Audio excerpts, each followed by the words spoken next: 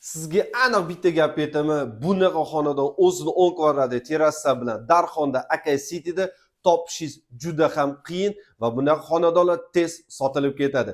Kim ijaraga olmoqchi bo'lsa, investitsiya qilmoqchi bo'lsa, bu video lavhani albatta oxirigacha ko'rishni tavsiya qilamiz. Orada like bosishni ham unutmang.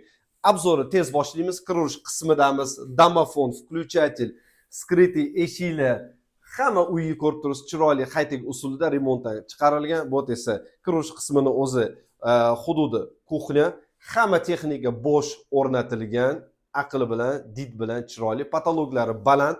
Sizni hojatxona sanuziga taklif qilaman, bir e'tibor bering kattaligini. Kamdan kam xonadonda bunaqa hajmga ega bo'ladi. Qarang, kattaligini 2 ta odam bemalol sig'adi.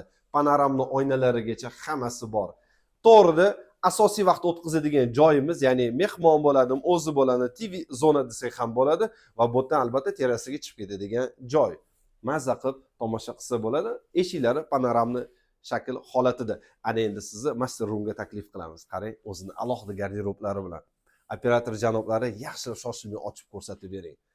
Qanaqa rangga e'tibor beryapsam, uyg'unligiga, tanlovga gap yo'q. Bu remont qilgan odamga alohida rahmatimizni aytib qolamiz.